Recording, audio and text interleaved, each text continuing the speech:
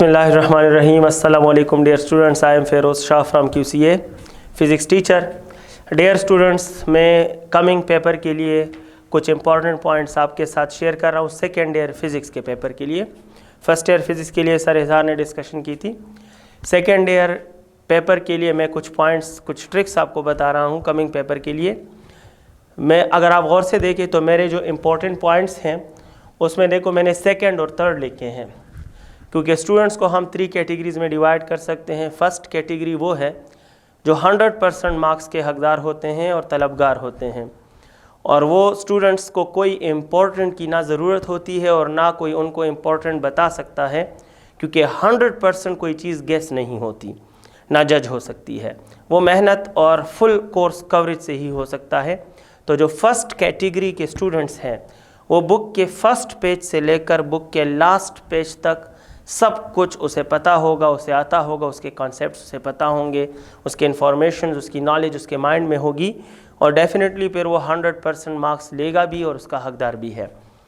हम अभी जो बात कर रहे हैं वो फर्स्ट कैटेगरी की नहीं है, दिन कम है, तो कुछ स्टूडेंट्स जो बाई चांस या किसी भी वजह से उस फर्स्ट कैटेगरी में नहीं है और वो चाहते हैं कि हम 80% राउंड अबाउट मार्क्स ले लें और उनकी प्रिपरेशन उसके मुताबिक नहीं है, तो मैं उनको ये सेकंड कैटेगरी के जो पॉइंट्स बता रहा हूँ, अगर वो इस पर अमल करेंगे तो मैं गेस कर रहा हूँ कि इंशाल्लाह उनके 80% प्लस मार्क्स श्योर होंगे.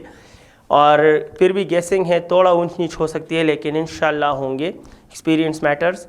तो जनाब, सेकंड कैटेगरी के स्टूडेंट्स जो 80% से अबव मार्क्स लेना चाहते हैं, 80% से 90% के दरमियान या 80% राउंड अबाउट, तो वो इस सेकंड कैटेगरी के ट्रिक्स पे अमल करें.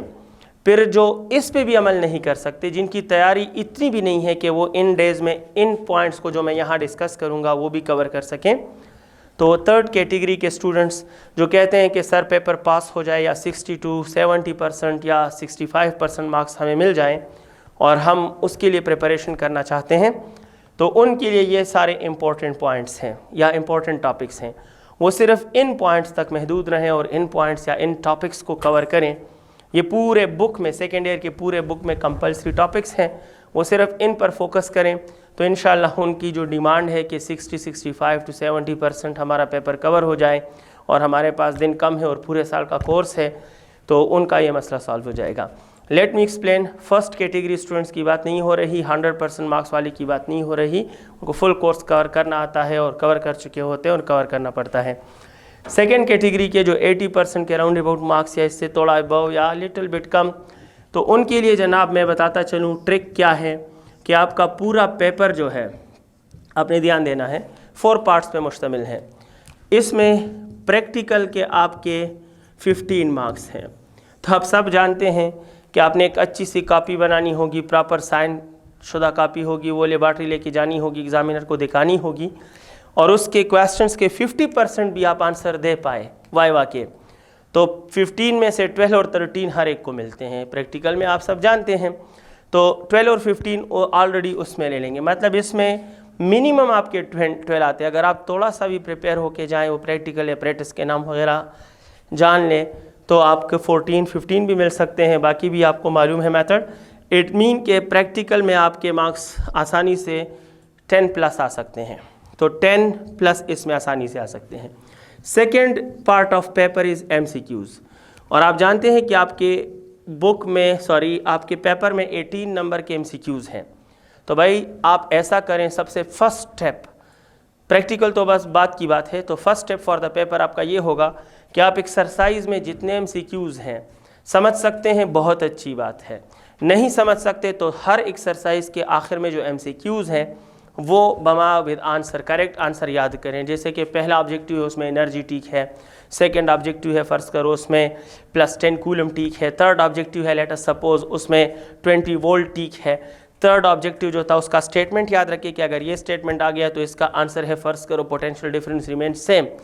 तो सारे ऑब्जेक्टिव बुक के ये सारे मिलाकर 100 MCQs होंगे, और अगर आप पेजेस पे लिख लें तो हार्डली 5 to 6 पेजेस ये होंगे. तो पूरे साल के कोर्स में ये 5-6 पेजेस आप मेमोराइज़ कर लें, समझ लें, अच्छी बात होगी. तो पूरे बुक के 100 MCQs से आपके 18 MCQs आएंगे. हो सकता है 2 या 3 MCQs वो टॉपिक के अंदर से उठाए हो, बाकी सारे एक्सरसाइज से आ जाते हैं, आप सब अच्छी तरह जानते हैं। सो इसमें श्योर अगर आपने ऐसा किया तो 15+ आपके मार्क्स इसमें श्योर हैं। अभी आपने ना टॉपिक पढ़ा है, अभी आपने ना कोई और प्रिपरेशन की है, सिर्फ MCQs सारे याद कर लिए, कवर कर लिए विद आंसर्स, तो 15+ आपके श्योर हो जाते हैं। नेक्स्ट जो बेसिक पार्ट है वो कंसेप्चुअल क्वेश्चन या शॉर्ट क्वेश्चंस है, और इसके सबसे ज़्यादा नंबर हैं 40 मार्क्स। अब इस 40 में जो सबसे ज़्यादा स्कोर करेगा वो मैक्सिमम तक जाएगा। ऑलमोस्ट प्रैक्टिकल और MCQs में इतना डिफरेंस नहीं आता, और क्यों नहीं आता वो आप सब जानते हैं, मुझे आई थिंक उस पर बात करने की ज़रूरत नहीं है। यहाँ पर स्टूडेंट्स में डिफरेंसेस आते हैं, कुछ 40 में 39 ले लेते हैं और कुछ 27 पे आ गिरते हैं। अब सारा फोकस स्टूडेंट्स को शॉर्ट क्वेश्चंस या कॉन्सेप्चुअल क्वेश्चंस पे देना चाहिए। मैं आपको उसका तरीका बता रहा हूँ। बेस्ट तरीका ये है कि चैप्टर नंबर 11 से लेकर चैप्टर नंबर 20 तक एक्सरसाइज के शॉर्ट क्वेश्चंस देखो। जिस शॉर्ट क्वेश्चन का स्टेटमेंट छोटा है, मतलब 3, 4, 5 सेंटेंसेस वाला शॉर्ट क्वेश्चन नहीं, जिसका सेंटेंस छोटा है, टू द पॉइंट है। फॉर एग्जांपल कि an equipotential surface voltage is constant, what is intensity, what do you know about intensity। तो इस तरह के short sentence statements short question जो हैं वो चैप्टर 11, 12, 13, 14, 15, 16, 17, 18, 19 और 20 सब में वो शॉर्ट क्वेश्चंस कलेक्ट कर लें, सेलेक्ट कर लें, और फिर 2-3 नोट्स से, गाइड से उनका आंसर कंबाइन कर लें। अपने माइंड में मेन पॉइंट है कि अगर ये क्वेश्चन आ गया तो मैंने ये पॉइंट भी लिखना है, ये भी लिखना है, ये भी लिखना है, ये भी लिखना है। तो इस तरह आप यकीन करें कि आपके जो शॉर्ट क्वेश्चंस आपने 11 में से 10 करने होते हैं आई थिंक, तो आप आराम से कर पाओगे। या आई थिंक 11 में से 8 करने होते हैं, एक शॉर्ट क्वेश्चन के 5 नंबर हैं या 4 नंबर हैं, तो या 8 करने हैं या 10, लेकिन वो मैक्सिमम आपके उसमें से आ जाते हैं। अगर वो मैक्सिमम आ जाते हैं तो शॉर्ट क्वेश्चंस के लिए मैंने आपको कहा ना कि exercises, all exercises, short statements, short statement conceptual questions. और बेहतर तरीका ये है कि इनका आंसर एक गाइड से याद ना करो, 2 या 3 नोट्स से पॉइंट्स कलेक्ट करें और उनको माइंड में रखें। माइंड में रख के फिर पेपर में अगर उनमें से आए तो उन पॉइंट्स को आप एक्सपेंड करें और अपना अच्छा बेहतरीन शॉर्ट क्वेश्चन डील करें। आखिरी पार्ट की तरफ आते हैं, लॉन्ग क्वेश्चंस। तो जनाब लॉन्ग क्वेश्चन जो होते हैं आपने 3 करने होते हैं, और 3 लॉन्ग क्वेश्चन के 27 मार्क्स होते हैं। 27 मार्क्स का लॉन्ग क्वेश्चन होता है। इस 27 में आप ध्यान दें तो टॉपिक का जो हिस्सा होता है और न्यूमेरिकल का हिस्सा होता है।